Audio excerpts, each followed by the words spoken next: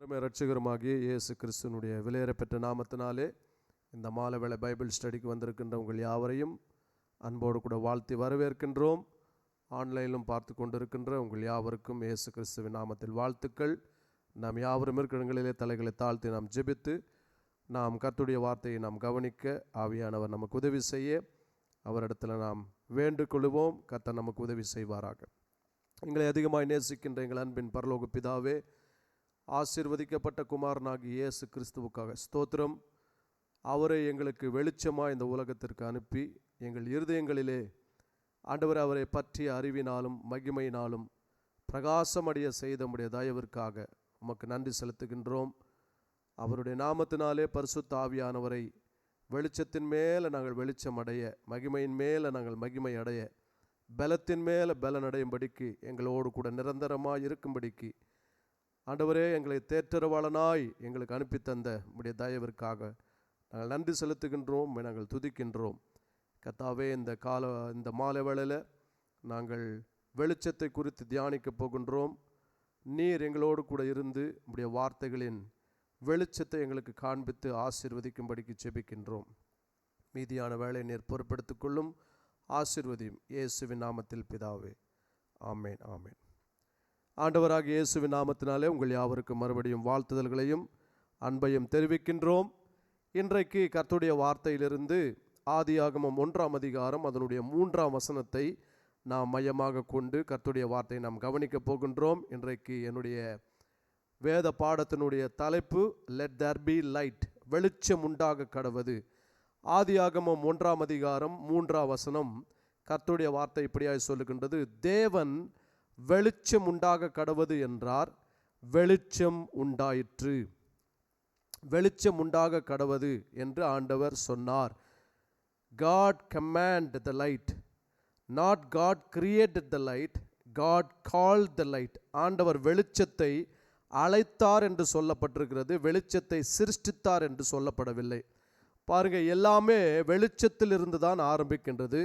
வெளிச்சம்தான் எல்லாவற்றத்திற்கும் எதிர்காலமாக இருக்கின்றது, வெளிச்சம்தான் எல்லாவற்றத்துக்கும் ஆரம்பமாக இருக்கிறது. The light is the beginning of all things, also the light is the future of all things.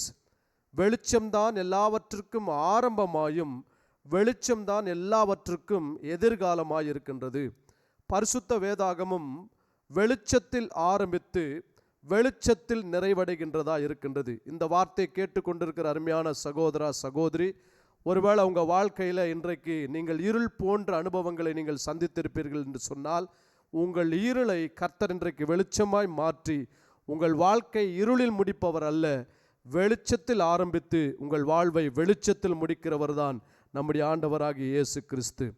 ஆதியாகமம் 1:3 தேவன் வெளிச்சம் உண்டாக கடவது என்று சொன்னார், வெளிச்சம் உண்டாயிற்று என்று சொல்லி அந்த முதல் அதிகாரத்தில் வெளிச்சத்தை குறித்து அங்கே மோசே எழுதுவதை குறித்து வாசிக்க முடியும்.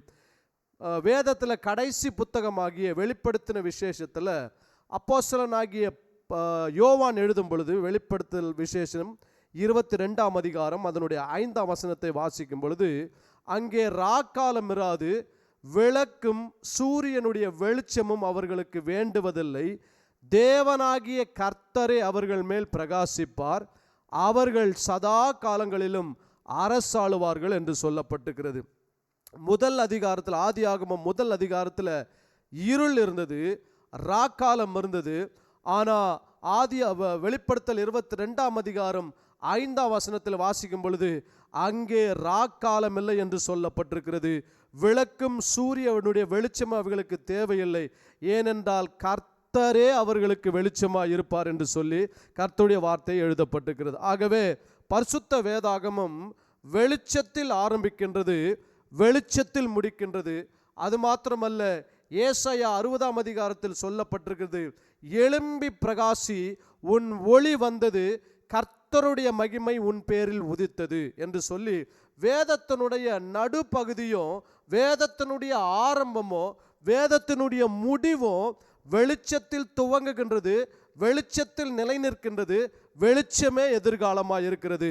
ஆகவே உங்களுடைய வாழ்விலும் கூட எப்பொழுது இயேசு கிறிஸ்துவை சொந்த இரட்சகராகவும் ஆண்டவராகவும் தெய்வமாக உங்கள் வாழ்க்கையில் நீங்கள் ஏற்றுக்கொண்டீர்களோ, அன்றைக்கு உங்கள் வாழ்க்கையில் ஏற்றப்பட்ட ஒளியானது, வெளிச்சமானது உங்கள் வாழ்க்கையில் ஒரு பொழுதும் மங்கி போகாமல் நீங்கள் வெளிச்சமாக பிரகாசிக்கிறவர்களாக கர்த்தர் இந்த பூமியில வைத்து உங்களை நித்திய வெளிச்சத்தில் கொண்டு போய் சேர்த்து வெளிச்சத்திலேயே உங்கள் வாழ்க்கையை கர்த்தர் வைக்கும்படிக்கு விரும்புகின்றார். ஆகவே இந்த மாலை வேளையில கர்த்தர் உங்கள் வாழ்க்கையை பிரகாசிக்க பண்ண போகின்றார். உங்கள் வாழ்க்கை வெளிச்சமாய் மாறப்போகின்றது. உங்களுடைய இருளானது முடிவடையப்பட போகின்றது. வெளிச்சம் என்பது வானங்கள் பூமி சிருஷ்டிக்கப்பட்ட பின் உண்டாக்கப்படவில்லை. வெளிச்சம்தான் முதலில் படைக்கப்பட்டது, சிருஷ்டிக்கப்படவில்லை. வெளிச்சம்தான் முதலில் அழைக்கப்பட்டது. வெளிச்சத்தை மையமாக கொண்டு தான் எல்லாமே சிருஷ்டிக்கப்பட்டது. இந்த வெளிச்சமானது அதனுடைய நேரம் வரும் வரைக்கும் ரகசியமாக வைக்கப்பட்டிருந்தது. பாருங்க, ஆண்டவர் ஆதியிலே தேவன் வானத்தையும் பூமியையும் சிருஷ்டித்தார். ஒழுங்கின்மை ஆண்டவர் சிருஷ்டிக்கல, வெறுமையை சிருஷ்டிக்கல, ஆழத்தை சிருஷ்டிக்கல, இருளை சிருஷ்டிக்கவில்லை. ஆனால் ஆண்டவர் வானத்தையும் பூமியையும் சிருஷ்டித்தார். ஆனால் அங்கு என்ன இருந்தது என்று சொன்னால், வெறுமை இருந்தது, ஒழுங்கின்மை இருந்தது, இருள் இருந்தது. இவைகளை ஆண்டவர் நீக்கும்படிக்கு என்ன சொல்லுகிறார் என்று சொன்னால், ஏற்கனவே வெளிச்சமானது எங்கேயோ ஒரு இடத்தில் இருந்தது. அந்த இருந்த வெளிச்சத்தை இந்த உலகத்திற்கு காண்பிக்கும்படிக்கு அழைக்கின்றார். அப்படி என்று சொன்னால், தேவன் தனக்குள் இருந்த, தம்மிடத்தில் இருந்த வெளிச்சமாகிய தேவகுமாரனாகிய இயேசு கிறிஸ்துவை இந்த உலகத்திற்கு அனுப்பின போது, அந்த தேவகுமாரன் பழைய ஏற்பாட்டில் வெளிச்சமாய் வந்த பொழுது இருளானது அங்கே நீங்கி போனது, வெறும் ஒழுங்கின்மையானது நீங்கி போனது, வெறுமையானது நீங்கி போனது என்று கர்த்தருடைய வார்த்தையிலே சொல்லப்பட்டிருக்கிறது. ஆகவே இந்த வெளிச்சத்தை எபிரேய மொழியில் 2 வார்த்தைகள் உண்டு. வெளிச்சம் என்று சொன்னால் ஊர் என்று சொல்லுவாங்க. OHR, ஊர் அப்படின்னா OWR. வெளிச்சம்னா என்னன்னா லைட். அந்த ஊர் என்ற வார்த்தை இன்னொரு வார்த்தையும் உண்டு வெளிச்சத்திற்கு. ரெஸ், RAZ, ரெஸ் என்று சொன்னால் சீக்ரெட், ஹிடன் என்ற அர்த்தம். ஊர் என்று சொன்னால் லைட்டுன்னு அர்த்தம், ரெஸ் என்று சொன்னால் சீக்ரெட்னு அர்த்தம். இந்த 2 வார்த்தை ஒன்றை ஒன்று சார்ந்து இருக்கிறது, ஒன்றை ஒன்று சம்பந்தமுடையதாக இருக்கிறது. முதல்ல இந்த லைட் என்கின்ற வார்த்தையை நாம் பார்க்க போகிறோம். லைட் என்கின்ற வார்த்தை இதனுடைய எபிரேய வார்த்தை ஊர், OWR, OHR, ROVR. ஊர் என்ற வார்த்தை 3 எபிரேய எழுத்துக்களிலிருந்து வந்திருக்கு. முதல் எழுத்து அலெஃப், 2வது எழுத்து வேவ், 3வது எழுத்து ரெஷ்.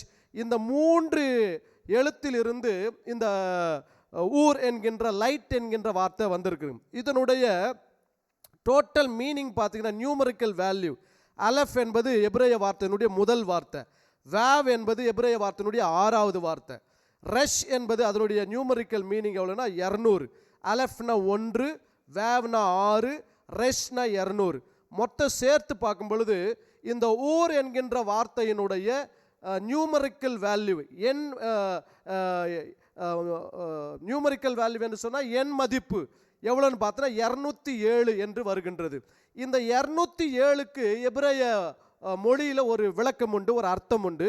207 என்று சொன்னால் இன்ஃபினிட்னு அர்த்தம், முடிவில்லாத, எல்லையற்ற அல்லது அழியாத என்று அர்த்தம். அப்போ வெளிச்சத்திற்கு தான் முடிவு கிடையாது, வெளிச்சத்திற்கு தான் எல்லை கிடையாது, வெளிச்சத்திற்கு தான் முடிவு கிடையாது.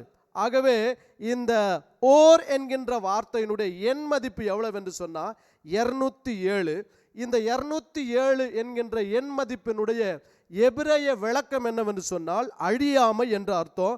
வெளிச்சத்திற்கு அழிவு கிடையாது. ஆகவே தான் இயேசு வெளிச்சமாக இருக்கிறார், அவருக்கு அழிவு கிடையாது.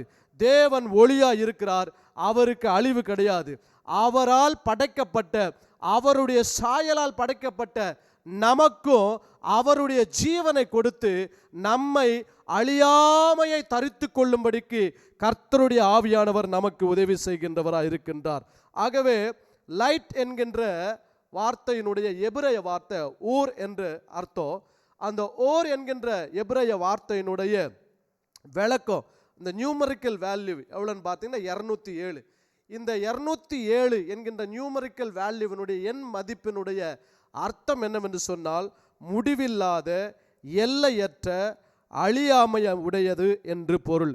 ஆகவேதான் ஒருவராய் சாவாமையுள்ளவர், ஒருவரும் சேரக்கூடாத ஒளியில் வாசம் பண்ணுகிறவர் என்று அப்போஸ்தலனாகிய பவுல் சொல்லுகின்றார்.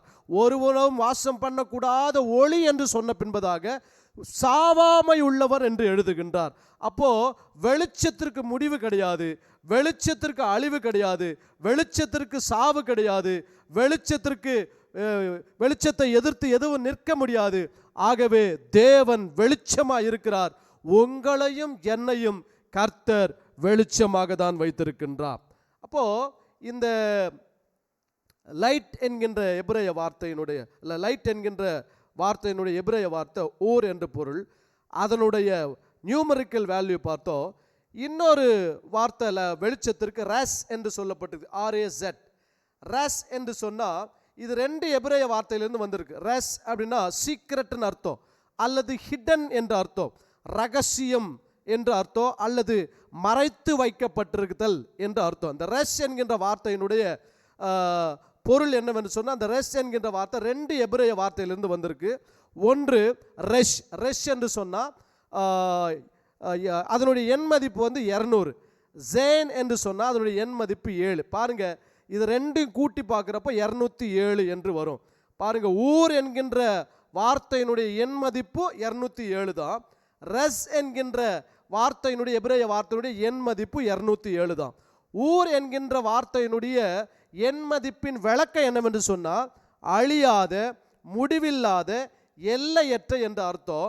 இந்த ரெஸ் என்கின்ற வார்த்தையினுடைய எண் மதிப்பு, இந்த 2 வார்த்தையினுடைய எண் மதிப்புகள் ஒரே எண் மதிப்பை உடையதாக இருக்கிறபடினால பொருளானது வித்தியாசம் உடையதாக இருக்குது. ஒரு இடத்துல பொருள் முடிவில்லாத, அழிவில்லாத என்று வருகிறது, ஒரு இடத்துல ரகசியம் என்று சொல்லப்பட்டிருக்கிறது. ரெஸ் என்று சொன்னால் ரகசியம், மிஸ்ட்ரி என்ற அர்த்தம், சீக்ரெட் என்ற அர்த்தம். ஆகவே இது 2ஐயும் சேர்த்து பார்க்கும் பொழுது யார் வெளிச்சம், யார் ரகசியம் என்று சொன்னால், கர்த்தருடைய ஆவியானவர் வேதத்திலே யார் வெளிச்சம் என்றதையும் யார் ரகசியம் என்பதையும் எழுதி வைத்திருக்கின்றார். கொலேசியர் 1ஆம் அதிகாரம் 27ஆம் வசனத்தை வாசிக்கும் பொழுது கர்த்தருடைய வார்த்தை இப்படியாய் சொல்லப்பட்டிருக்குது. அங்கே ரகசியம் என்கின்ற வார்த்தையை அப்போஸ்தலனாகிய பவுல் எழுதுகின்றார். பாருங்க, புறஜாதிகளுக்குள்ளே விளங்கிய இந்த ரகசியத்திலுள்ள மகிமையின் ஐஸ்வர்யம் இன்னதென்று தேவன் தம்முடைய பரிசுத்தவான்களுக்கு தெரியப்படுத்த சித்தமானார். பாருங்க, கிறிஸ்துவானவர் மகிமையின், அங்க மகிமையின் ரகசியம் அல்லது ரகசியத்திலுள்ள மகிமை என்று எழுதுறாரு. அந்த ரகசியத்தில் உள்ள மகிமை என்னன்னா, கிறிஸ்து தான் ரகசியத்தின் மகிமையாய் இருக்கின்றார். கிறிஸ்துவானவர் நம்பிக்கையாக உங்களுக்குள் இருப்பதே அந்த ரகசியம் என்று எழுதுகின்றார். அப்போ வேதத்தில் ரகசியம், மிஸ்ட்ரி, சீக்ரெட் எதுவென்று சொன்னால் கிறிஸ்து தான் மிஸ்ட்ரியா இருக்கிறார். Christ is the mystery of God. கிறிஸ்துவே தேவனுடைய ரகசியமா இருக்கிறார். ஆதியாகமம் 1ஆம் அதிகாரம் 3ஆம் வசனத்திலே வெளிச்சமானது ரகசியமா இருந்தது, வெளிச்சமானது மறைந்திருந்தது. ஆனால் தேவன் வெளிச்சத்தை வா என்று கூப்பிட்ட பொழுது வெளிச்சம் உலகத்திற்கு வெளிப்பட்டது. உலகத்திற்கு வெளிப்பட்ட உடனே இருளானதும் ஒழுங்கின்மையானதும் வெறுமையானதும் ஆழமானதும் அந்த வெளிச்சத்தை கண்ட உடனே அவருக்கு முன்பதாக நிற்க திராணி இல்லாமல் பயந்து ஓடி போயிற்று.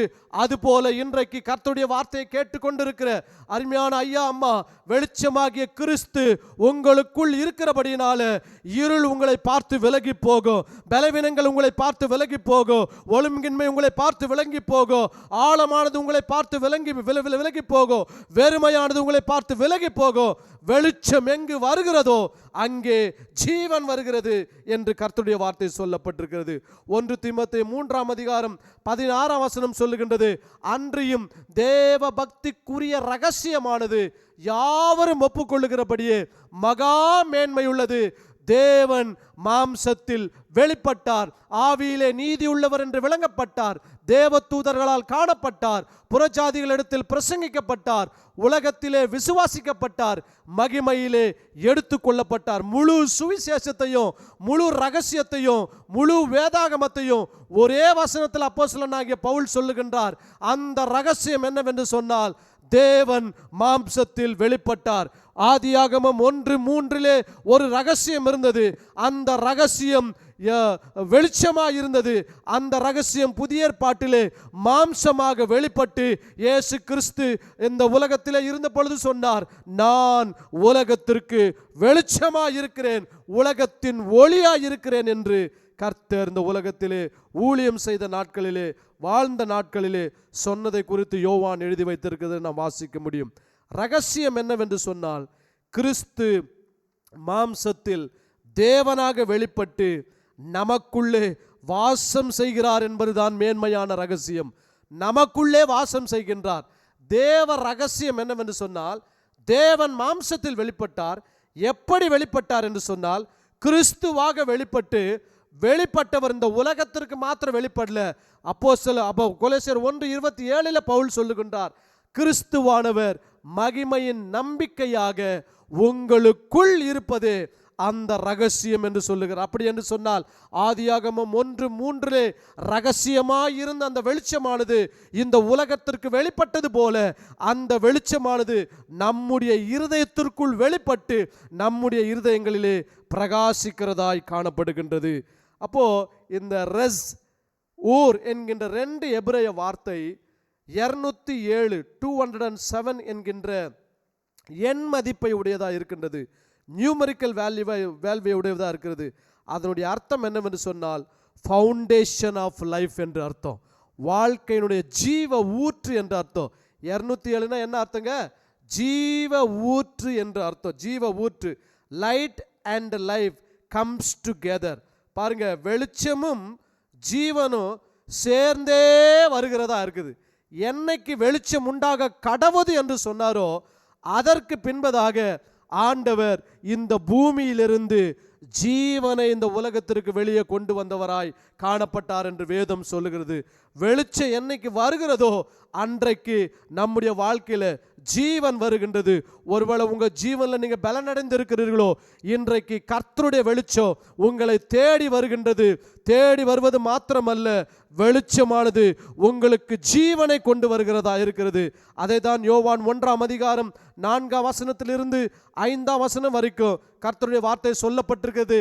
அவர் வெளிச்சமாய் இருக்கிறபடினால அவருக்குள் ஜீவன் இருந்தது. அந்த ஜீவன் மனுஷருக்கு ஒளியாய் இருந்தது. பாருங்க, ஒளி ஜீவன், ஒளி ஜீவன், லைட் அண்ட் லைஃப், இது ரெண்டுமே சேர்ந்து வருகிறதா இருக்குது. Light and life comes together. வெளிச்சமோ ஜீவனோ ஒன்றை ஒன்று சேர்ந்தே நம்மிடத்தில் வருகிறதா இருக்கின்றது. அவரிடத்தில் ஜீவன் இருந்தது. அந்த ஜீவன் மனுஷருக்கு ஒளியா இருந்தது. அடுத்த வசனம், அந்த ஒளி இருளிலே பிரகாசித்தது. பாருங்க, இந்த ஜீவன் நமக்குள்ளே ஒளியாய் வருகின்றது. ஒளியாய் வரும் பொழுது இருளானது நம்மை விட்டு வெளியே போகின்றது. போனபடியினால வெளிச்சம் நமக்குள்ளே பிரகாசிக்கிறது. அதனுடைய அர்த்தம் என்னவென்று சொன்னால், ஒருவேளை வியாதியாக இருக்கிறீர்களோ, ஒருவேளை பலன்மீனமாக இருக்கிறீர்களோ, ஒருவேளை கேன்சர் வியாதினால் இருக்கிறீர்களா, இல்லை சொல்ல முடியாத வியாதி, குணமாக்கப்பட முடியாத வியாதி, எப்படிப்பட்ட வியாதியில் நீங்கள் இருந்தாலும் வெளிச்சம் உங்களுக்குள்ள வரும் பொழுது ஜீவன் உங்களுக்குள்ள வருகின்றது. வெளிச்சம் வந்தா இருள் போகி ஆக வேண்டும். ஆகவே வெளிச்சம் வரும் பொழுது மரணத்தின் கிரியைகள் வெளியே போகும், ஜீவ கிரியைகள் உங்களுக்குள்ள வரும். ஜீவன் வரும் பொழுது நீங்கள் பலனடைவீங்க. ஜீவனில் பலனடைந்து, பலத்தின் மேல் பலனடைந்து ஆளுகை செய்கிறவர்களாய் கர்த்தர் உங்களை வைக்க அவர் உண்மையுள்ளவராய் இருக்கின்றார். ஆகவே 5ஆம் வசனத்தில் அந்த ஒளி இருளிலே பிரகாசித்தது, இருளானது அதை பற்றி கொள்ளவில்லை. ஆண்டவருடைய வார்த்தையை முன்னிட்டு இந்த மாலைவேளையில் கர்த்தருடைய வார்த்தையை கேட்டுக்கொண்டிருக்கிறவங்களை பார்த்து சொல்லுகின்றேன், இருள் உங்களை பற்றி கொள்ள முடியாது, இருள் உங்களை ஓவர் கம் பண்ண முடியாது, இருள் உங்களை டாமினேட் பண்ண முடியாது. வியாதி, பலவீனங்கள், தர்த்திரம், மரணத்தின் கிரியைகள், பிசாசின் கிரியைகள், பிசாசின் ஆளுகைகள் எவைகளாய் இருந்தாலும் அவைகள் உங்களை ஆளுகை செய்ய முடியாது, உங்களை பற்றி கொள்ள முடியாது. ஒருவேளை அவைகள் உங்களை பிடித்து கொண்டிருந்தா நசரேயனாகிய இயேசு கிறிஸ்துவின் நாமத்தினாலே இப்பொழுதே கர்த்தருடைய ஆவியானவர் அவைகளிலிருந்து உங்களை விடுதலை செய்கின்றார். உங்களை பலப்படுத்தி அந்த இருளை மேற்கொள்ளும்படிக்கு கர்த்தருடைய ஆவியானவர் உங்களுக்கு உதவி செய்ய அவர் உண்மையுள்ள தேவனாய் இருக்கின்றார். ஆகவே அப்போஸ்தலனாகிய பவுல் எழுதும் பொழுது அவருக்குள் ஜீவன் இருந்தது, அந்த ஜீவன் மனுஷருக்கு ஒளியாய் இருந்தது, அது மனுஷருக்குள் இருந்து அவர்களை பிரகாசிக்க பண்ணது. பிரகாசிக்க பண்ணுதல் என்னவென்று சொன்னா, உங்களை நீடித்த ஆயுசுள்ளவர்களாய், பூரண ஆயுசுள்ளவர்களாய் வைப்பதுதான் பிரகாசிக்க பண்ணுதல். சொல்லுங்க, என் வாழ்க்கையில் அகால மரணம் எனக்கு கிடையாது, என் குடும்பத்தில் யாருக்கு அகால மரணம் கிடையாது, வியாதியில் அகால மரணம் கிடையாது, பலவீனத்தில் அகால மரணம் கிடையாது, உடல் உறுப்புகள் செயலிழந்து அகால மரணம் கிடையாது. ஏன் என்று சொன்னால், வெளிச்சம் எனக்குள் இருக்கிறபடினால, வெளிச்சத்தை நான் விசுவாசிக்கிறபடினால அந்த வெளிச்சத்திலிருந்து எனக்கு ஜீவன் வருகிறது. அந்த ஜீவன் என்னை பலப்படுத்தி இருளின் பேரில் ஆதிக்கத்தையோ இருளை நீக்கி அதன் பேரில் ஜெயத்தையும் கொடுக்கிறதாய் எனக்குள்ளே வெளிச்சமாகிய கிறிஸ்து பிரகாசிக்கிறவராய் இருக்கின்றார். அதைத்தான் சங்கீதம் 36:9 சங்கீதக்காரன் எழுதுகின்றார். சங்கீதம் 36:9, ஜீவ ஊற்று உம்மிடத்தில் இருக்கிறது, உம்முடைய வெளிச்சத்திலே வெளிச்சம் காண்கின்றோம். பாருங்க, இங்க ஜீவன் என்கின்ற வார்த்தையும் வெளிச்சம் என்கின்ற வார்த்தையும் சேர்த்தே எழுதுகின்றார். ஆகவே எங்கெங்கெல்லாம் வெளிச்சம் வருதோ அங்கே ஜீவன் வருகிறது, எங்கெங்கெல்லாம் ஜீவன் இருக்கிறதோ அங்கே வெளிச்சம் என்கின்ற வார்த்தை வருகிறது. அப்போ நியூமரிக்கல் வேல்யூ 207 நியூமரிக்கல் வேல்யூனுடைய மீனிங் என்னன்னா, ரகசியம். ரகசியம் என்னவென்று சொன்னால் ஜீவ நீரூற்று தான் ரகசியம். வெளிச்சம் என்று சொன்னால் ஜீவ நீரூற்று என்று பொருள். அந்த ஜீவ நீரூற்று யார் என்று சொன்னால் கிறிஸ்து தான் ஜீவ நீரூற்றாய் இருக்கிறார். வெளிச்சம் யார் என்று சொன்னால் கிறிஸ்து தான் வெளிச்சமாய் இருக்கிறார். ஜீவ ஊற்று உம்மிடத்தில் இருக்கிறது, உம்முடைய வெளிச்சத்திலே வெளிச்சம் காண்கின்றோம். தேவனுக்குள்ளிருந்து புறப்பட்டு வந்த, பிதாவுக்குள்ளிருந்து புறப்பட்டு வந்த குமாரனாகிய கிறிஸ்து ஜீவ ஊற்றாய் வெளிச்சமாய் பிரகாசிக்கும்படிக்கு இந்த உலகத்திற்கு வந்தான். பாருங்க, இந்த சூரியனானது பிரகாசிக்கும் பொழுது பூமிக்கு எப்போ வந்து சேருதுன்னா, கிட்டத்தட்ட 8 நிமிடங்கள் ஆகுதுங்களா பூமிக்கு அந்த வெளிச்சம் வருவதற்காக. அதுபோல அவர் பூமியிலே அந்த வெளிச்சமானது வருவதற்கு எவ்வளவு நேரம் எடுக்கிறதோ அதைவிட வேகமாக, அதைவிட வல்லமையாக கர்த்தர் வெளிச்சமாய் நமக்குள்ளே பிரகாசிக்க அவர் உண்மை உள்ளவராக இருக்கிறார். பிறந்த குழந்தை என்ன பண்ணுவாங்கன்னா, வெளிச்சத்தில் கொண்டு வந்து சூரிய வெளிச்சம் அது பேரில் பட வேண்டும் என்று வைப்பார்கள். ஏன்? சூரிய வெளிச்சம் அதுக்குள்ளே படும் பொழுது அதற்குள் இருக்கின்ற சில பலவீனங்கள் நீங்கி போகும் என்று சொல்லி. என்னென்ன பலவீனம்னா, ஒருவேளை அதுக்கு மஞ்சக்காமல் இருந்தால் அந்த சூரியனில் காட்டும்போது அந்த மஞ்சக்காமல் அதை விட்டு போயிடும். ஒருவேளை சரீரத்தில் ஏதாவது பலவீனங்கள் இருந்தால் சூரிய வெளிச்சத்தில் காலையில் கொண்டு வந்து வைப்பாங்க. வைக்கும் பொழுது அந்த சூரிய வெளிச்சத்தினாலே அந்த குழந்தையானது பலனடையும். சூரிய வெளிச்சத்திலிருந்து ஒரு சில சத்துக்களை பெற்றுக்கொள்ளும். அந்த பிறந்த குழந்தைக்கு இந்த இயற்கையான சூரியன் தேவை என்று சொன்னார். ஆவியிலே தேவனுடைய ராஜ்யத்திற்குள் மறுபடியும் பிறந்த நமக்கு நீதியின் சூரியனாகிய கிறிஸ்துவுக்கு முன்பதாக எப்பொழுதெல்லாம் அந்த வேதத்தை வாசித்து அவருடைய பிரசன்னத்திலே நீங்கள் ஜெபிக்கின்றீர்களோ, உங்கள் பேரிலே நீதியின் சூரியன் உதிக்கும். அவருடைய சட்டைகளின் கீழே ஆரோக்கியம் இருக்கும். நீங்கள் புறப்பட்டு போய் கொழுத்த கன்றுகளைப் போல் இருப்பீர்கள் என்று கர்த்தருடைய வார்த்தை சொல்லப்பட்டிருக்கிறது. ஹல்லேலூயா. வெளிச்சத்தில் பலன் உண்டு, வெளிச்சத்தில் ஜீவன் உண்டு. கர்த்தருடைய சகோதரா சகோதரி, அருமையான ஐயா அம்மா, இந்த வார்த்தையை கேட்டுக்கொண்டிருந்தா உங்க சரீரத்தில் எப்படிப்பட்ட பலவீனங்கள் இருந்தாலும் இன்றைக்கு கர்த்தருடைய ஆவியானவர் நீதியின் சூரியனாகிய கிறிஸ்துவினிடத்தில் இருக்கின்ற அந்த சுகத்தையும் பலத்தையும் ஆரோக்கியத்தையும் பூரண ஆயுசையும் தீர்க்காயுசையும் உங்களுக்குள்ளே வெளிச்சமாய் ஜீவனாய் கொண்டு வந்து வைத்து உங்களை பலனடைய செய்ய அவர் உண்மையுள்ள தேவனாய் இருக்கின்றார். யோவான் 4:14 கர்த்தருடைய வார்த்தை இப்படியே சொல்லுகின்றது. இயேசு சொல்லுகின்றார், நான் கொடுக்கும் தண்ணீரை குடிக்கிறவனுக்கோ ஒரு காலம் தாகம் உண்டாகாது. ஏற்கனவே சொன்ன வெளிச்சம் என்று சொன்னா இன்ஃபினிட் அப்படின்னா முடிவில்லாத, எல்லையற்ற அப்படின்னு அர்த்தம். அப்போ வெளிச்சம் என்று சொன்னா இன்னொரு அர்த்தமும் உண்டு, ஜீவ ஊற்றுன்னு. அப்போ ஜீவ ஊற்று அவர் இருக்கிறபடினால அவருக்குள்ள என்றைக்கும் ஜீவ ஊற்று வந்து கொண்டே இருக்கிறது. அவர் கொடுக்கின்ற அந்த தண்ணீரை குடிக்கிறவனுக்கு ஒரு காலமும் தாகம் உண்டாகாது. நான் அவனுக்கு கொடுக்கும் தண்ணீர் அவனுக்குள்ளே நித்திய காலமாய், பாருங்க, இட்டர்னல் லைஃப் எங்க வைக்கிறார் ஆண்டவர். நித்திய ஜீவ காலமாய், நித்திய காலமாய்னு சொல்லல, நித்திய ஜீவ காலமாய் ஊறுகின்ற நீரூற்றா இருக்கும். அப்படின்னா நித்திய ஜீவன் அவனுக்குள்ள இருக்கும் என்று சொல்லுகின்றார். அப்போ உங்களுக்குள்ள நித்திய ஜீவன் வெளிச்சமா இருக்கிறது. அதை யார் கொடுத்தது என்று சொன்னால் இயேசு கிறிஸ்து ஜீவ தண்ணீராய் கொடுத்திருக்கின்றார். வெளிச்சம் என்று சொன்னா ஜீவ தண்ணீர் என்று அர்த்தம். ஜீவ தண்ணீர் என்று மாத்திரமல்ல, ரகசியம் என்று அர்த்தம். கிறிஸ்து தான் ரகசியமா இருக்கின்றார், கிறிஸ்து தான் ஒளியா இருக்கின்றார், கிறிஸ்து தான் ஜீவ நீரூற்றா இருக்கின்றார். அவரை இந்த உலகத்திற்கு ஆண்டவர் முதலில் காண்பித்து அந்த ஜீவ ஊற்றிலிருந்து தான் அந்த விதைகள் முளை பெற்று எழும்பி இந்த உலகத்தில் விருட்சங்களாக படைக்கப்பட்டது. அதுபோல கர்த்தருடைய ஜீவனை கொண்டுதான் இன்றைக்கு நம்மையும் ஆண்டவர் விருட்சங்களாக வைத்திருக்கின்றார். அதே அப்போஸ்தலனாகிய யோவான் வெளிப்படுத்தல் 22:17 வாசிக்கும் பொழுது கர்த்தருடைய வார்த்தையில் ஆவியும் மனவாட்டியும் வா என்கின்றார்கள். கேட்கிறவனும் வா என்பானாக, தாகமாய் இருக்கிறவன் வரக்கடவன், விருப்பமுள்ளவன் ஜீவ தண்ணீரை இலவசமாய் வாங்கி கொள்ள கடவன் என்று சொல்லுகின்றார். இங்கேயும் ஜீவ தண்ணீர் என்று சொல்லுகின்றார். அப்ப ஜீவ தண்ணீர்னா வெளிச்சம், ஜீவ தண்ணீர் இவைகள் எல்லாம் ஒன்றை ஒன்று சார்ந்ததாகவே இருக்கிறது. ஜீவ ஊற்றை பற்றி வேதம் நித்திய ஜீவன், வெளிச்சம் என்று குறிப்பிட்டு காண்பிக்கிறது. பூமியிலே படைக்கப்பட்ட எல்லா சிருஷ்டிப்புகளுக்கும் ஜீவ ஊற்று கிறிஸ்துவாகவே இருக்கின்றார். அந்த கிறிஸ்து தேவனுடைய வெளிச்சமாக இருக்கின்றார். ஏனென்று சொன்னால் அவருக்குள் சகலமும் படைக்கப்பட்டது.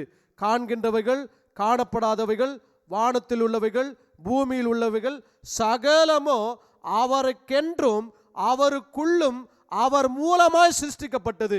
அப்ப இந்த உலகத்துல நம்ம பார்க்கின்ற எல்லாமே ஜீவனுடையவைகள், ஜீவன் இல்லாதவைகள் எவைகள் இருக்கின்றதோ அவைகள் எல்லாவற்றுக்கும் சோர்ஸ் யார்னா கிறிஸ்து தான். அவைகள் எல்லாவற்றிற்கும் அஸ்திபாரமாகவும் மூலக்கூறாயும் இருக்கின்றார். அவர் மூலமாகத்தான் எல்லாமே படைக்கப்பட்டது. பாருங்க, சூரியன், சந்திரன், நட்சத்திரங்கள் இவைகளெல்லாம் 4வது நாள் சிருஷ்டிக்கப்பட்டது. இவைகளுக்கு முன்பாகவே வெளிச்சம் வா என்று அழைக்கப்பட்டது. அந்த வெளிச்சம் யார் என்று சொன்னால் கிறிஸ்து தான் அந்த வெளிச்சம். அந்த வெளிச்சத்தை கொண்டுதான் மற்ற எல்லா சிருஷ்டிப்புகளையும் கர்த்தருடைய ஆவியானவர் சிருஷ்டித்தவராய் காணப்பட்டார். ஆக வெளிச்சத்தை கொண்டுதான் எல்லாவற்றையும் ஆண்டவர் சிருஷ்டிக்கின்றார். பாருங்க, உதாரணமா ஒரு இடத்த வாங்குறோம். ஒரு இடத்த வாங்கி அதில் ஒரு வீட்டை கட்டும்படிக்கு ஒரு பிளான் போடுறோம். ஒரு ப்ளூ பிரிண்ட் ரெடி பண்ணி எப்படியெல்லாம் வீட்டை கட்டணும், எங்கெங்கெல்லாம் ரூம் வைக்கணும், எங்கே கிச்சன் வைக்கணும், எங்கே ஹால் வைக்கணும், எங்கே பெட்ரூம் 1, பெட்ரூம் 2, எங்கே வராண்டா வைக்கணும், இப்படியெல்லாம் பிளான் பண்ணி வீட்டை எல்லாமே கட்டி முடித்து அதுக்கு ஈபி லைன் எல்லாம் கொடுத்து விளக்கெல்லாம், லைட்டு, ஃபேனு, ஏசி என்னென்னலாம் வைக்கணுமோ எல்லாத்தையும் வச்சுட்டு நம்ம ஒரு வீட்டுக்குள்ளே பிரவேசிக்கும் பொழுது எப்படி பிரவேசிக்கிறோன்னா, ஒரு விளக்கை கொளுத்திய பின்பதாக அந்த வீட்டுக்குள்ளே என்ன பண்ணுறோங்க, பிரவேசிக்கின்றோம். எல்லா வேலையும் செய்து முடித்த பின்பதாக வெளிச்சத்தை கொளுத்திய பின்பதாக ஒரு குத்து விளக்கோ ஏதோ ஒன்றை குத்து விளக்கை கொளுத்திய பின்பதாக ஒரு வீட்டிற்குள்ளே நம்ம என்ன பண்ணுறோங்க, பிரவேசிக்கின்றோம். அப்போ ஒரு வீட்டுக்குள்ளே பிரவேசித்து அதற்குள்ள வாழ்வை வாழ்ந்து அந்த வீட்டிற்குள்ளே நாம் குடியிருக்கும்படிக்கு போவதற்கு முன்பதாக ஒரு விளக்கை கொளுத்தி அதற்கு பின்பதாக அந்த இடத்துல குடியிருக்கும்படிக்கு வாழ்க்கையை துவங்குகின்றோம். அதுபோல இந்த பூமி, இந்த உலகம் என்கின்ற ஒரு வீட்டுக்குள்ள சகலவற்றையும் சிருஷ்டிப்பதற்கு முன்பதாக தேவன் வெளிச்சத்தை முதலில் படைத்து வெளிச்சத்தை அழைத்து அந்த வெளிச்சத்தின் மூலமாக சகல 6 நாட்களையும் ஆண்டவர் சிருஷ்டித்து 6 நாளுடைய படைப்புகளை சிருஷ்டித்து அவைகளுக்கு மத்தியஸ்தராய் அவர் இருந்தார். ஆசரிப்பு கூடாரத்தில் 7 பொன் குத்து விளக்குகள் உண்டு, 7 lamp stamp. ஸோ இந்த 7 பொன் குத்து விளக்குகளையும் மோசேவுக்கு ஆண்டவர் காண்பிக்கின்றார்.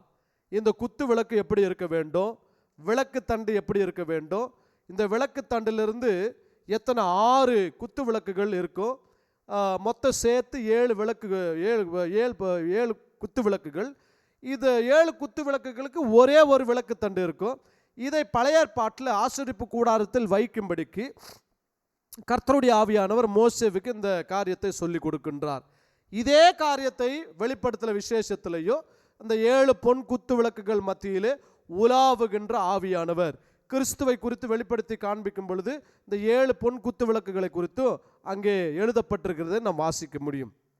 இந்த 7 பொன் குத்து விளக்கும் 7 நாளின் சிருஷ்டிப்பை நமக்கு காண்பிக்கின்றது. அந்த பிக்சர் இருந்தால் போடுங்க. 7 நாள் சிருஷ்டிப்பை காண்பிக்கிற பாருங்க, மேலே ஸ்க்ரீனில் உங்களுக்கு தெரியும். அப்போது முதல் நாள் ஒரு முதல் குத்து விளக்கு ஒரு நாள், 2வது குத்து விளக்கு 2ஆம் நாள், 3வது குத்து விளக்கு 3வது நாள், 4வது 5வது 6வது. அந்த 7வது குத்து விளக்கு பார்த்தீங்கன்னா அந்த 7வது குத்து விளக்கு தான் யாருன்னா கிரைஸ்ட். இல்லை 7வது குத்து விளக்கு இல்லைன்னா முதல் குத்து விளக்கு யாருன்னா கிறிஸ்து. இப்போ ஆசரிப்பு கூடாரத்தில் ஆசாரியர் ஊழியம் செய்யும் பொழுது இந்த 7 பொன் குத்து விளக்குகள் அங்கே எரிந்து கொண்டிருக்கும். இந்த 7 பொன் குத்து விளக்குகளில் முதலாவது விளக்கு எந்த விளக்கை ஏற்றுவாங்கன்னா நடுவில் இருக்கின்ற விளக்கு தண்டை ஒளி ஏற்றின பின்பதாகத்தான் அதில் இருக்கின்ற ஒளியை கொண்டு மற்ற 6 விளக்கு தண்டுகளுக்கும் அந்த விளக்கானது அந்த நெருப்பானது வைக்கப்படும். நல்லா கவனிக்கணும். 7 பொன் குத்து விளக்கு இருக்குங்க. ஆசாரியன் முதலில் எந்த விளக்கை ஏற்றுவான், அந்த விளக்கு தண்டு நடுவில் இருக்கின்ற விளக்கு தண்டை முதலில் எரிய வைத்து அந்த எரிய வைத்த அந்த விளக்கினுடைய வெளிச்சத்திலிருந்து மற்ற 6 விளக்கு தண்டுகளையும் என்ன பண்ணுவாருங்க, அதனுடைய நெருப்பை எடுத்து மற்ற 6 விளக்கு தண்டுகளையும் அவர் எரிய விடுவார், அந்த விளக்கை பற்ற வைப்பார். மற்ற 6 நாட்கள் அந்த 6 விளக்கு தண்டுகளுக்கும் எண்ணெய் எங்கிருந்து போகுதுன்னா இந்த விளக்கு தண்டாகிய நடுப்பகுதியில் இருக்கின்ற இந்த விளக்கு தண்டிலிருந்து தான் 6 விளக்குகளுக்கு 6 குத்து விளக்குகளுக்கு எண்ணெய் போகின்றது. அந்த 6 குத்து விளக்குகளுக்கு சோர்ஸ் எதுனா இந்த நடுவில் இருக்கின்ற லேம்ப் ஸ்டாண்ட் விளக்கு தண்டு. முதல்ல விளக்கு தண்டை தான் ஒளியேற்றுவார்கள். அந்த ஒளியிலிருந்து மற்ற வெளிச்சத்தை எடுத்து ஒளி எடுத்து மற்ற 6 விளக்கு தண்டுகளையும் கொளுத்துவார்கள், எரிய விடுவார்கள். அந்த 6 குத்து விளக்குகளை தொடர்ந்து எரிந்து கொண்டே இருக்க வேண்டும். அதுதான் நித்திய கட்டளை. அவைகள் பிரகாசமாயே இருக்க வேண்டும். அவைகள் பிரகாசமாய் எரிந்து கொண்டே இருக்க வேண்டும் என்று சொன்னால் இடித்து பிழிந்த ஒளிவை எண்ணெய் அதில் ஊற்றப்பட வேண்டும். ஊற்றும் பொழுது எங்கிருந்து அந்த 6 பொன் குத்து விளக்குகளுக்கு எண்ணெய் போகிறது என்று சொன்னால் நடுவில் இருக்கின்ற விளக்கு தண்டாகிய முதலில் ஏற்றப்பட்ட விளக்கு தண்டிலிருந்து 6 குத்து விளக்குகளுக்கு எண்ணெயானது செல்லுகின்றது. விளக்கு எண்ணெய் மாத்திரமல்ல, அந்த எண்ணெயை 6 குத்து விளக்குகளும் பெற்றுக்கொண்டு வெளிச்சம் கொடுக்கிறதா இருக்கின்றது. இப்போ இந்த பிக்சரை நம்ம பார்க்கிறப்போ ஆதியாகமம் 1:3 ஆண்டவர் முதல் நாளில் எதை சிருஷ்டிக்கிறார் என்று சொன்னால் வெளிச்சத்தை வா என்று சொல்லுகின்றார். அந்த வெளிச்சத்தில் இருந்துதான் மற்ற எல்லா சிருஷ்டிப்புகளையும் சிருஷ்டிப்பிக்கின்றார். விளக்கு தண்டில் இருந்துதான் 6 குத்து விளக்குகளுக்கு எண்ணெய் செல்லுகின்றது.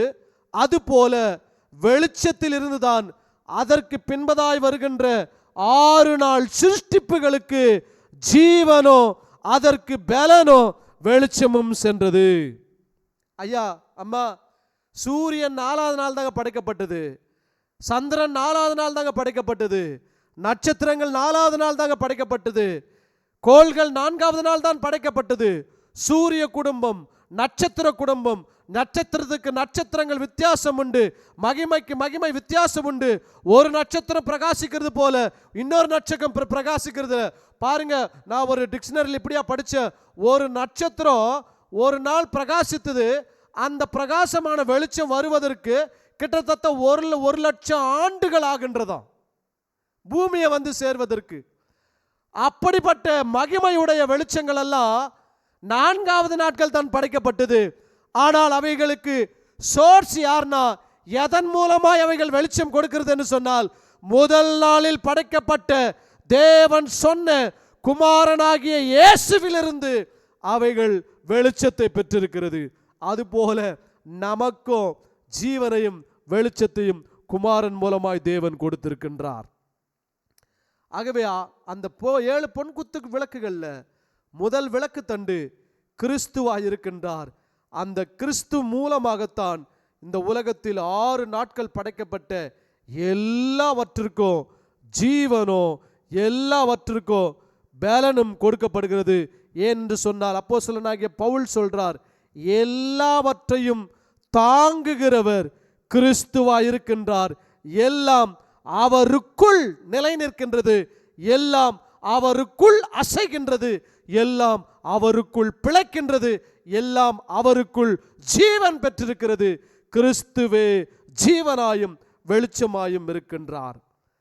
சங்கீதம் 43:3 கர்த்தருடைய வார்த்தையிலே இப்படியா சொல்லப்பட்டது. சங்கீதம் 43ஆம் அதிகாரம் 3ஆம் வசனம் பாருங்க. உமது வெளிச்சத்தையும் உமது சத்தியத்தையும் அனுப்பி அருளும். இங்க ட்ரூத், சத்தியம் என்கின்ற ஒரு வார்த்தை அனுப்புறார். யார் சத்தியங்க?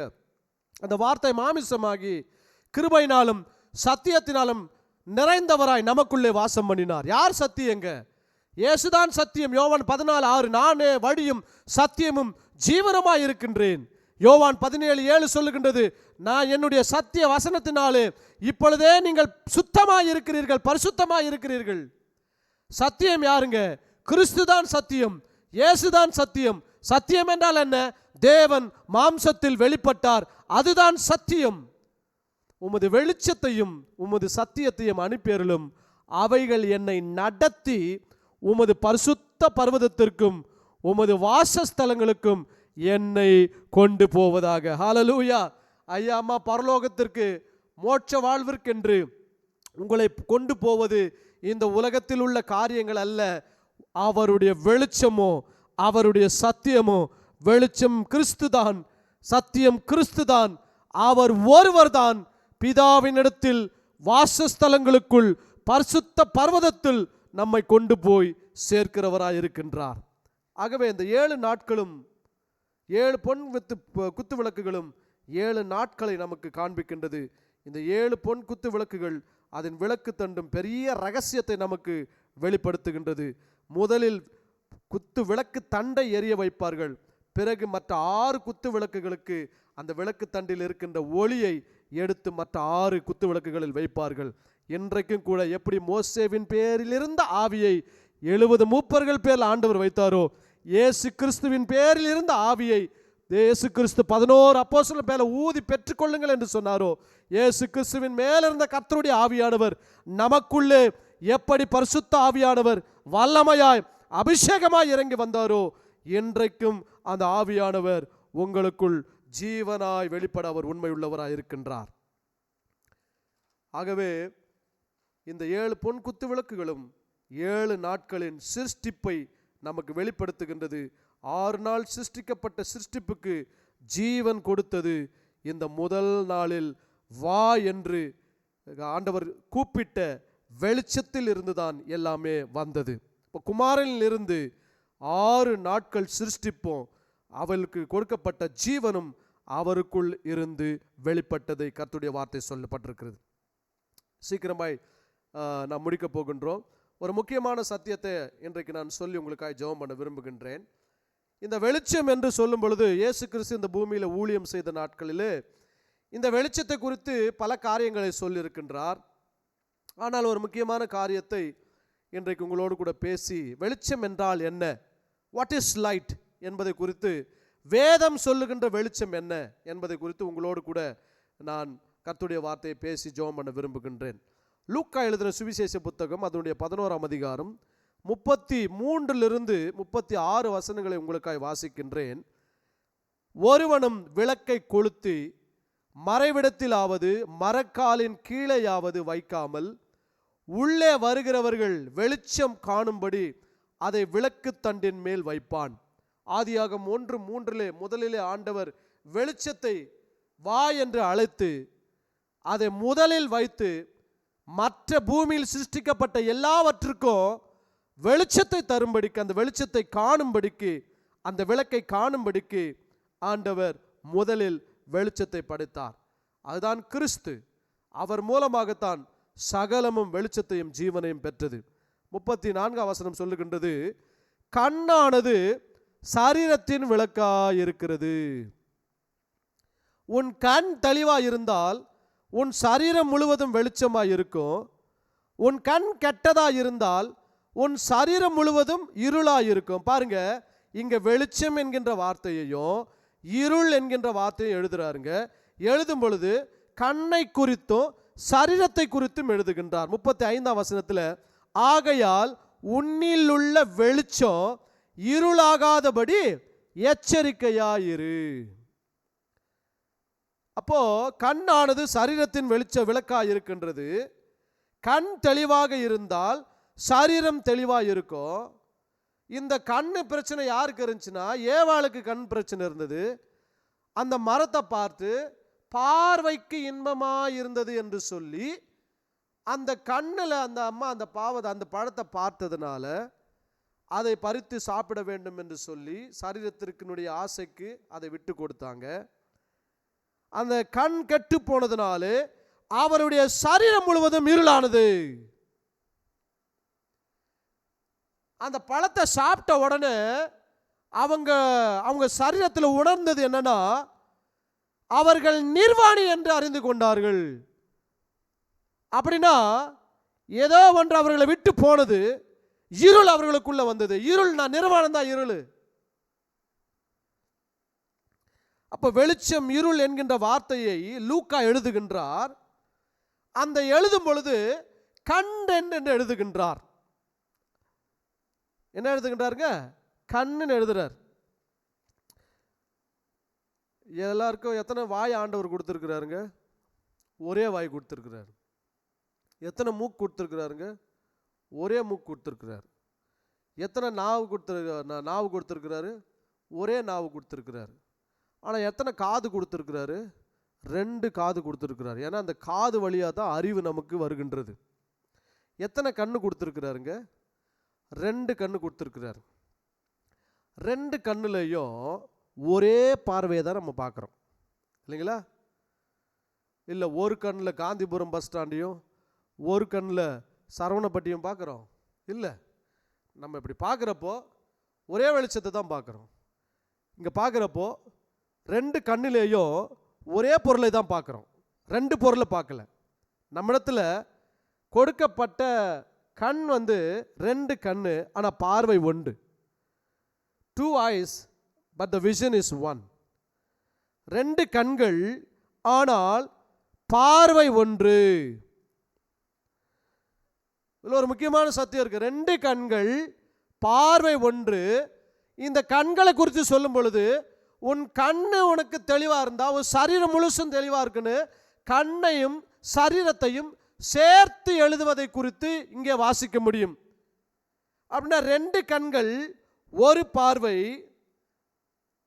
ஆண் என்கின்ற பெண், இவர்கள் இருவரும் எப்படி இருக்கிறாங்கன்னா ஒரே மாம்சமா இருக்கிறார்கள், 1 body. எப்படி 2 கண்ணு ஒரே விஷயனோ, 2 கண்ணுக்கு எப்படி ஒரே பார்வையோ, கணவனும் மனைவியும் 2 கண்ணு போல இருந்தாலும் அவர்கள் ஒரே மாம்சமா இருக்கிறார்கள். அப்படின்னா ஒரு கண்ணு அவுட்டுனா சரீரமே அவுட்டு தாங்க.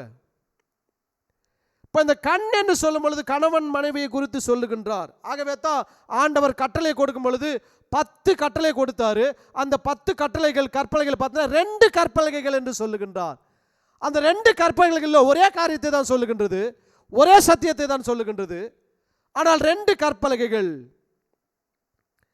அப்போ 2 கண்கள் ஒரே பார்வை, ஆணும் பெண் 2 நபர்கள், ஒரே மாமிசம், ஒரே சரீரம், 2 கற்பலகைகள் ஆனால் ஒரே கட்டளை. இதில் என்ன சத்தியம்னா, man speaks about truth, woman speaks about grace. மனுஷன் ஆண் சத்தியத்திற்கு அடையாளமாகவோ பெண் கிருபைக்கு அடையாளமாகவோ சொல்லப்பட்டிருக்கிறார்.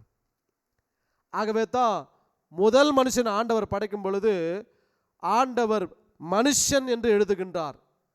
ஆதாம் என்று எழுதவில்லை, மனுஷன் என்று எழுதுகின்றார். மனுஷன்னா அவனுக்குள்ள ஆண் நேச்சரும் இருந்தது, பெண் நேச்சரும் இருந்தது, ஆண் சுவாபமும் இருந்தது, பெண் சுவாபமும் இருந்தது.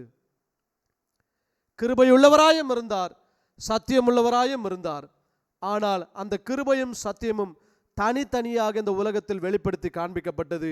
ஆணுமாக பெண்ணுமாக இவர்கள் 2 பேரும் சேர்ந்து ஒரே ஒரு காரியத்தை தான் பேசுகின்றார்கள், ஒரே சரீரமாக இருக்கிறார்கள். அந்த ஒரே சரீரம்தான் வெளிச்சம். ஆகவே தான் இயேசு கிறிஸ்து இந்த பூமிக்கு எப்படி வந்தார்னா, அந்த வார்த்தை மாமிசமாகி கிருபையினாலும் சத்தியத்தினாலும் நிறைந்தவராய் வெளிச்சமாய் இந்த உலகத்திற்கு வந்தார். அவருக்குள்ள 2 நேச்சர். அப்படின்னா என்னன்னா, there is no sex in God, there is no male and female in God. அவருக்குள்ள தகப்பனுடைய சுவாபமோ தாயினுடைய சுவாபமோ அன்பும் கிருபையும் தயவும் இரக்கமும் தாராள குணமும் போஷிக்கிற அன்பும் பராமரிக்கிற அன்பும் பாதுகாக்கிற அன்பும் உடையவராய் இந்த உலகத்திற்கு வெளிச்சமாய் கிறிஸ்து வந்தார். அவங்க 2 பேரை தாங்க இந்த உலகத்திற்கு வெளிச்சமாகவே வச்சாரு. ஒரே வெளிச்சம். அவங்க 2 கண்ணில் ஒரு பார்வை. கணவன் மனைவி ஒரே ஒருத்தர், ஒரே சரீரம், 2 பேர் ஒரே சரீரம். அவர்கள் இருவரும் சேர்ந்திருப்பது தான் வெளிச்சம். வெளிச்சம் வேற ஒன்றும் இல்லைங்க. அப்போ தேவனை விட்டு மனுஷன் பிரிந்து போயிட்டான், அங்க இருள் வந்தது. நம்மை சேர்க்கும்படிக்கு கிறிஸ்துவ அனுப்பி அவரிடத்தில் சேர்த்தார் அல்லவா, அதுதாங்க வெளிச்சம். சீக்கிரமா 2-3 வசனத்தை வாசித்து முடிக்க போகின்றோம். சங்கீதம் 27:1 சொல்லுகின்றது, வெளிச்சம்னா யாருன்னா கர்த்தர் என் வெளிச்சம். Let there be light, வெளிச்சம் உண்டாக கடவது என்று சொன்னார். அந்த வெளிச்சம் யாருன்னா கர்த்தர் என் வெளிச்சம் என்று சங்கீதக்காரன் சொல்லுகின்றார். கர்த்தர்னா இயேசு கிறிஸ்து கர்த்தர். யோவான் 21 அவர் கர்த்தர் என்று யோவான் சொன்னார். நாவுகள் யாவும் அவரை கர்த்தர் என்று அறிக்கை செய்ய வேண்டும் என்று சொல்லி பிலிப்பியர் 2 சொல்லப்பட்டிருக்கிறது.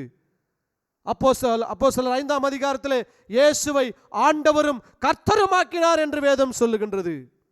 கர்த்தர் என் வெளிச்சமும் என் ரட்சிப்புமானவர்.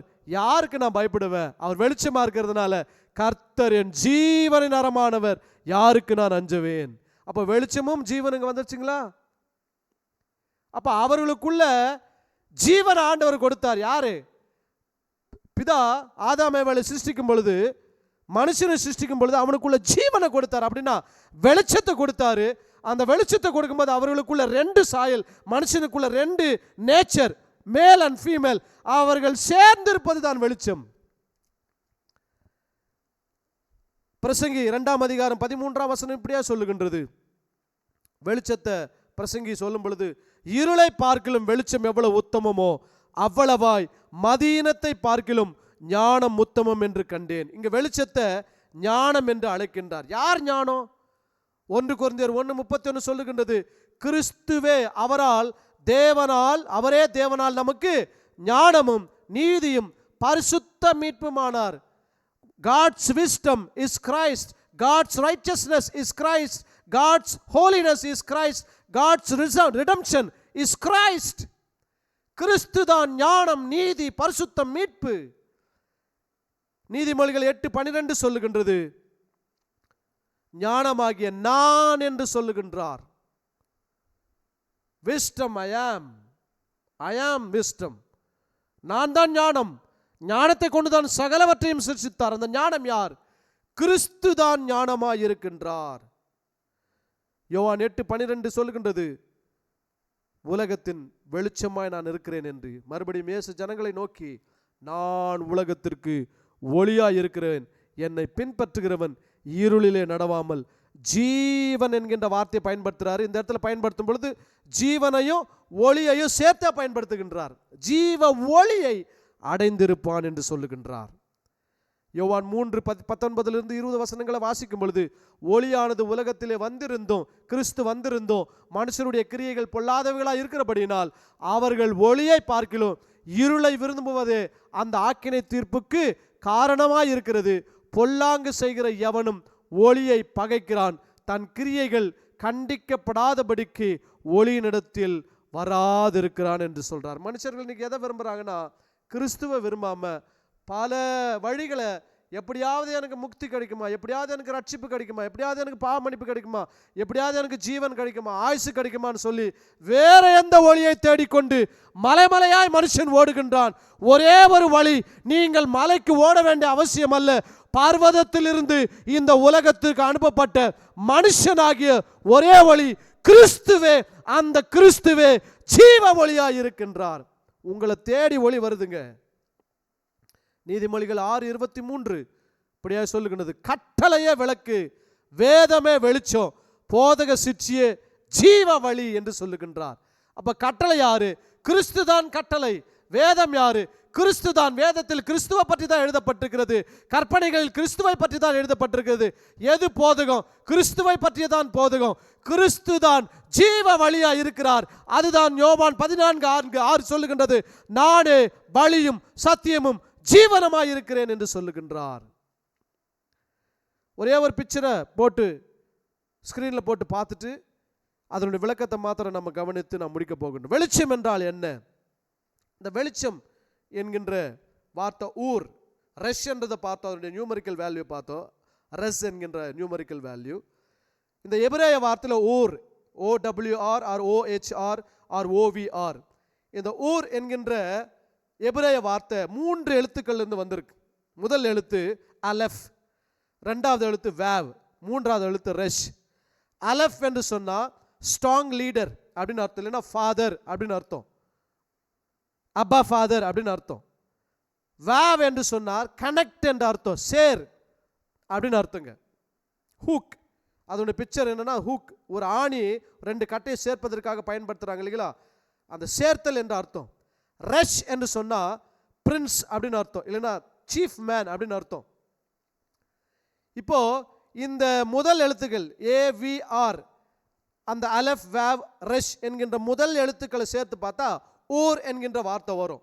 அதனுடைய விளக்கம் என்னன்னா, பிதா குமாரனோடு கூட இருக்கின்றார், குமாரனும் பிதாவும் சேர்ந்து இருக்கின்றார்கள், அதுதாங்க வெளிச்சம். அதான் ஏன் சொன்னார், பிதா என்னிலும் நான் பிதாவிலும் இருக்கிறதை அறியாது இருக்கிறீர்களா என்று சொன்னார். வெளிச்சம்னா என்னன்னா, பிதா குமாரனிலும் குமாரன் பிதாவில் இருக்கின்றார், பிதாவில் இருக்கின்ற குமாரனை இந்த உலகத்திற்கு அனுப்பினார். அனுப்பும் பொழுது குமாரன் வெளிச்சமாய் வந்தார். அப்படின்னா பிதாவும் வெளிச்சமாக தான் இருக்கிறாரு. எப்படின்னா அவர் ஜோதிகளின் பிதாவா இருக்கிறார். ஜோதிகளின் பிதாவின் இடத்திலிருந்து, அவரிடத்திலிருந்து புறப்பட்டு வந்தவர், அவரால் அனுப்பப்பட்டவர் இயேசு கிறிஸ்து இந்த உலகத்திற்கு ஒளியாய் வந்தார். அவர் மூலமாய் நாமும் ரட்சிக்கப்பட்டு இந்த உலகத்திற்கு வந்திருக்கிறோம். நம்மையும் உலகத்திற்கு நீங்கள் வெளிச்சமாய் இருக்கிறீர்கள் என்று ஆண்டவர் சொல்லியிருக்கின்றார். அப்ப வெளிச்சம் பிரகாசிக்க கடவது என்று சொன்னால் குமாரன் பிதாவிலிருந்து அனுப்பப்பட்டார் என்று பொருள். என்ன அழகா 1ஆம் அதிகாரம் 3ஆம் வசனத்திலேயே அவர்கள் 2 பேருக்குமே இருக்கின்ற உறவை எழுதுறார் பாருங்க. அப்போ பிதாவும் குமாரனும் சேர்ந்து இருக்கிறார்கள், அதுதான் வெளிச்சம். ஒரு வெளிச்சத்துக்கு 2 சோர்ஸ் தேவை, நியூட்ரல் அண்ட் ஃபேஸ். 2 சேர்ந்தாதான் என்ன அவங்க வெளிச்சம் வரும். ஃபேஸ் இருந்தால் அதில் மட்டும் வெளிச்சம் வராது, நியூட்ரல் இருந்தால் அதில் மட்டும் வெளிச்சம் வராது. நியூட்ரலும் ஃபேஸும் சேர்ந்தாதான் வெளிச்சம். அப்போது கணவன் மனைவி 2 கண்ணு ஒரே விஷன், கணவன் மனைவி 2 பேருமே ஒரே சரீரம், அவர்களை வெளிச்சமாக வைத்தது போல பிதாவும் குமாரனும் சேர்ந்தே இருக்கிறார்கள், அவர்கள் வெளிச்சமாக இருக்கிறார்கள். இயேசு இந்த உலகத்திலே நான் உலகத்திற்கு ஒளியாக இருக்கிறேன் என்று சொன்னார். அதனுடைய அர்த்தம் என்னவென்று சொன்னார், பிதா என்னில் இருக்கிறார், நான் பிதாவில் இருக்கிறேன், பிதாவிலிருந்து புறப்பட்டு இந்த உலகத்திற்கு வந்தேன் அப்படி என்று சொன்னால் ஆதியாகமம் 1:3 வெளிச்சம் வருவதாக, வெளிச்சம் புறப்பட்டு வருவதாக என்று சொன்ன தேவன் இந்த பூமிக்கு தம்முடைய குமாரனை வெளிச்சமாக குமாரனாக அனுப்பினார். அந்த வெளிச்சம் ஜீவனாய் இந்த உலகத்திற்கு வந்திருக்கிறது. அந்த ஜீவன் நித்திய ஜீவனாய் நமக்குள்ளே வெளிப்பட்டிருக்கிறது.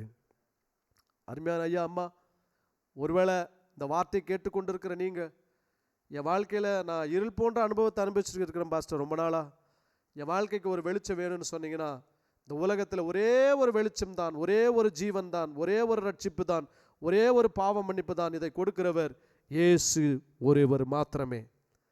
அந்த இயேசு தெய்வத்தை, உயிருள்ள கடவுளை உங்கள் உள்ளத்தில், ஏசப்பா என் வாழ்க்கைக்கு தெய்வமாக நீர் வந்து என் பாவங்களை மன்னித்து எனக்கு ஜீவனாயும் வெளிச்சமாயும் பலனாயும் என் வாழ்க்கைக்கு நீர் வருவீராக என்று எந்த இடத்துல இருந்தாலும் கண்களை மூடி ஜெபம் பண்ணி கேட்டிங்கன்னா, இயேசு உங்களுக்குள்ள ரட்சிப்பாகவும் வெளிச்சமாகவும் ஜீவனாகவும் வந்து உங்களை ஆசீர்வதிக்க உண்மை உள்ள தேவனாக இருக்கிறார்.